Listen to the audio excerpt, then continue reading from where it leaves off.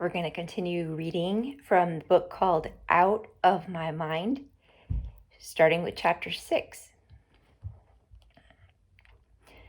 Mrs. Violet Valencia lives next door to us. Violets are purple, and Valencia oranges are, orange. Purple oranges are just plain unusual. So is she. She's a big woman, about 6 feet tall, with the biggest hands I have ever seen. They're huge. I bet she could put a full-size basketball in each of her palms and still have room left over. If Mrs. V is, like a tree, then my mom is a twig next to her. I was about 2 years old when I first started hanging out at Mrs. V's house. Mom and Dad hardly left me with anybody at first, but sometimes their work schedules overlapped, and they needed a third person to help out. Mom said Mrs. V was the very first visitor when I came home from the hospital. The first person to just pick me up like any other baby. A lot of my parents' friends had been scared to even touch me, but not Mrs. V. Mrs. V wears huge, flowing dresses. Must be miles of material on those things. All in crazy color combinations. Bubblegum pink with fire engine red, with peachy sherbet, with bright cinnamon. And all shades of orange and purple, of course. She told me she makes the dresses herself. I guess she'd have to. I have never seen anything like them in any store in the mall. Or in a hospital either. Mrs. V and Mom used to work together as nurses at the hospital. Mom told me the children there had been crazy about her. She wore the same bright outfits in the preemie ward, the kids' cancer ward, the children's burn unit. Color brings life and hope to these children, she'd announced boldly, daring anybody to disagree. I guess nobody did. I remember sitting on Mrs. V's porch that very first time. Mom and Dad looked concerned, but Mrs. V held me tightly and bounced me on her knees. She must have had a hidden microphone under those flowing clothes. She has one of those voices that can make anybody shut up, turn, and listen. Of course I'll watch Melody, she said with certainty. Well, Melody is, really special, Dad said hesitantly. All kids are special, Mrs. V had replied with authority. But this one has hidden superpowers. I'd love to help her find them. We can't possibly pay you what this is worth to us, Dad began. Mrs. V had shrugged and said with a smile, I'll appreciate whatever you can give me. My dad looked sheepish. Well, thanks. And I'll get that ramp finished this weekend. I just need to make one more trip to the lumber yard. Now, that will be a big help, Mrs. V had said with a nod. Melody can be a handful, Mom warned. Mrs. V lifted me into the air. I've got big hands. We want her to reach her highest potential, Dad added. Oh, gag me, Mrs. V said, startling him. Don't get bogged down in all those touchy-feely words and phrases you read in books on disabled kids. Melody is a child who can learn and will learn. She sticks with me. Dad looked embarrassed, but then he grinned. Bring her back in 20 years, he said. You'll have her home by supper time.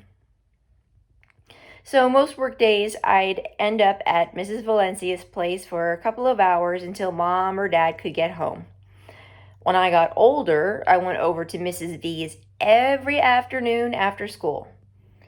I don't know how much they paid her, but it could not have been enough. From the very beginning, Mrs. Valencia gave me no sympathy. Instead of sitting me in the special little chair my parents had bought for me, she plopped me on my back in the middle of the floor on a large, soft quilt. The first time she did that, I looked up at her like she was crazy. I cried. I screeched. She ignored me, walked away, and flipped on her CD player. Loud marching band music blared through the room. I liked it. Then she came back and put my favorite toy, a rubber monkey, a few inches from my head. I wanted that monkey. It squeaked when you touched it, but it may as well have been a million miles away. I was on my back, stuck like a turtle. I screamed louder. Mrs. V sat down on the quilt. "Turn over, Melody," she said quietly. Sometimes she can make her voice really soft. Maybe she said it like this, like, "Turn over, Melody." Maybe that's the way she said it. I was so shocked, I stopped yelling. I couldn't turn over. Didn't she know that? Was she nuts? She wiped my nose with a tissue. "You can turn yourself over, Melody. I know you understand every word I say to you, and I know you can do this. Now, roll." Actually, I'd never bothered to try very hard to roll anywhere. I'd fallen off the sofa a couple times and it hurt, so I usually just waited for Mom or Dad to move me to a comfortable position. "Look at how you're lying. You're already on your side, halfway there. Use all that screaming and hollering energy you've got to take you to another position. Toss your right arm over and concentrate." So I did. I strained, I reached. I tried so hard, I farted. Mrs. V cracked up. But slowly, I felt my body rolling to the right. And then, unbelievably, plop, I was on my stomach. I was so proud of myself, I screeched. "I told you so," said Mrs. V, victory in her voice. "Now, go get that monkey." I knew better than to protest, so I reached for it. The monkey was now only 2 inches from my hand. I tried to scoot. My legs kept doing the opposite of what my head wanted them to do. I wiggled. I grabbed a fistful of the quilt and pulled. The monkey got closer. "You're a smart little cookie," Mrs. V told me. I gave the quilt another tug, and finally, gradually, I had the monkey in my hand. I clutched it, and it squeaked as if it were glad to see me. I grinned and made it squeak again and again. "After that workout, you must be hungry," she said. She fed me a vanilla milkshake first, then my vegetables and noodles. Mrs. Valencia always serves dessert first. And I always eat all my food, the healthy part and the yummy part too. It's our secret. Mrs. B is the only person who lets me drink soda, Coke, Sprite, Tahitian Treat. I love those nose-tickling burp. Mom and Dad mostly give me milk and juice. Mellow Yellow is my favorite. Mrs. V even started calling me that. At Mrs. V's house, I learned to scoot and then to crawl. I'd never win a baby crawling contest, but by the time I was 3, I had learned how to get across the room. She made me figure out how to flip myself over from back to front and front to back again. She was tough on me. She let me fall out of my wheelchair onto pillows so I could learn how best to catch myself. Suppose somebody forgets to fasten that seatbelt of yours, she said in that voice that sounded like she was chewing gravel. You better know what to do, or you'll bust your head wide open. I didn't want a busted head, so we practiced. She'd send me back home, tell Mom I had a good dinner and a good poop. I have no idea why parents think that's so important. Then wink at me. I was like her secret mission. Once I started school, however, I discovered I had a much bigger problem than just falling out of my chair. I needed words. How was I supposed to learn anything if I couldn't talk? How was I supposed to answer questions or ask questions? I knew a lot of words, but I couldn't read a book. I had a million thoughts in my head, but I couldn't share them with anybody. On top of that, people didn't really expect the kids in age 5 to learn much anyway. It was driving me crazy. I couldn't have been much more than 6 when Mrs. V figured out what I needed. One afternoon after school, after a snack of ice cream with caramel sauce, she flipped through the cable channels and stopped at a documentary about some guy named Stephen Hawking. I know who he is. He's really smart. Now, I'm interested in almost anything that has a wheelchair in it. Duh, I even like the Jerry Lewis telethon. Turns out Stephen Hawking has something called ALS, and he can't walk or talk, and he's probably the smartest man in the world, and everybody knows it. So cool. I bet he gets really frustrated sometimes. After the show went off, I got real quiet. He's like you, sort of, isn't he? Mrs. V asked. I pointed to yes on my board, then pointed to no. I don't follow you, she scratched her head. I pointed to need on my board, then to read. Need, read. Need, read. I know you can read lots of words, Melody, Mrs. V said.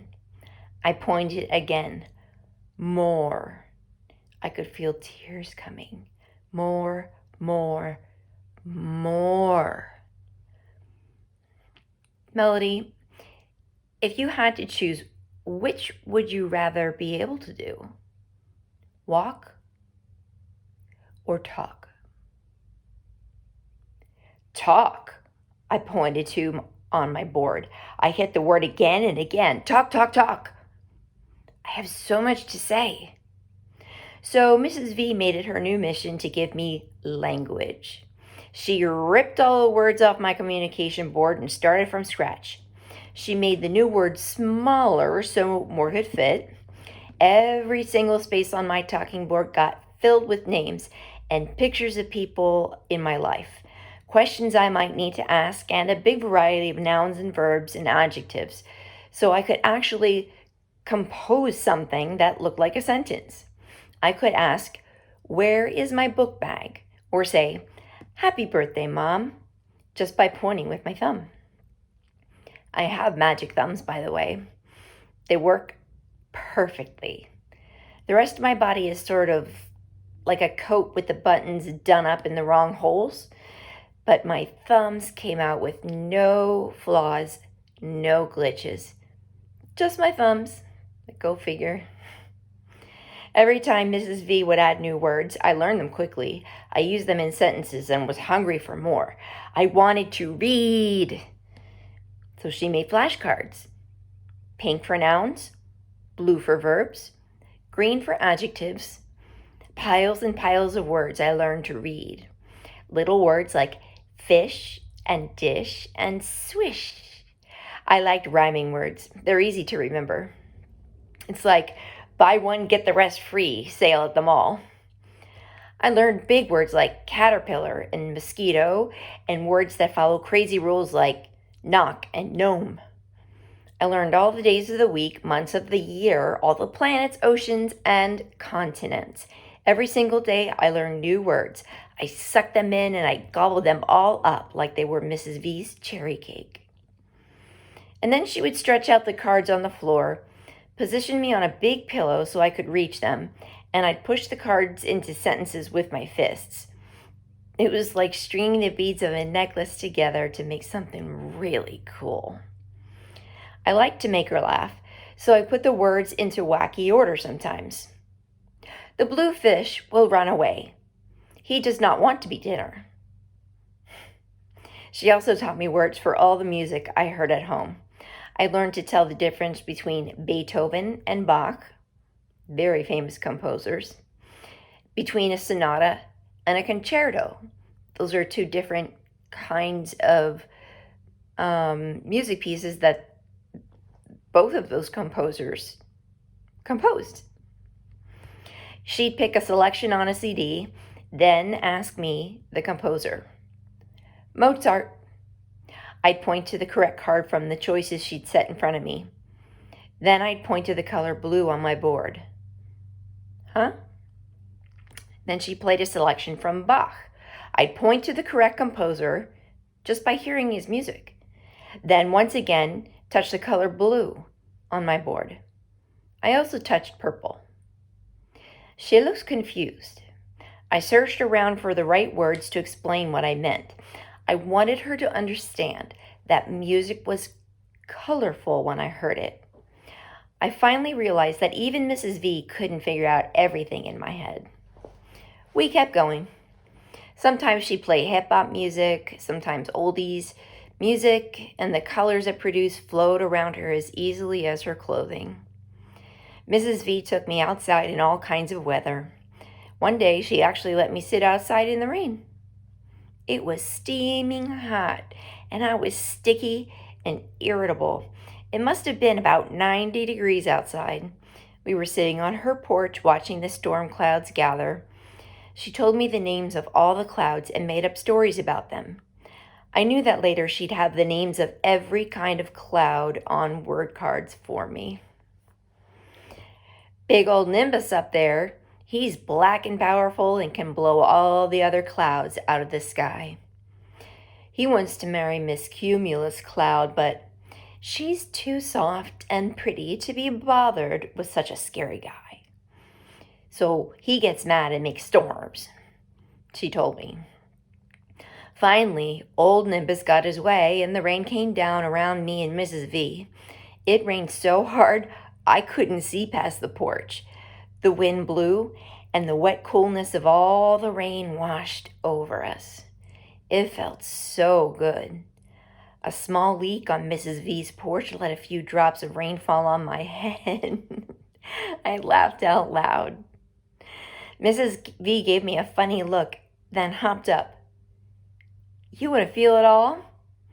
She asked. I nodded my head. Yes, yes, yes. She rolled me down the ramp Dad had built, both of us getting wetter every second. She stopped when we got to the grass, and we let the rain drench us. My hair, my clothes, my eyes and my arms and hands. Wet, wet, wet. It was awesome. The rain was warm, almost like bath water. I laughed and laughed. Eventually, Mrs. V rolled me back up the ramp and into the house, where she dried me off, changed my clothes, and gave me a cup of hot chocolate milk. She dried off my hair, and by the time Dad came to pick me up, the rain had stopped and everything was dry once more. I dreamed of chocolate clouds all night.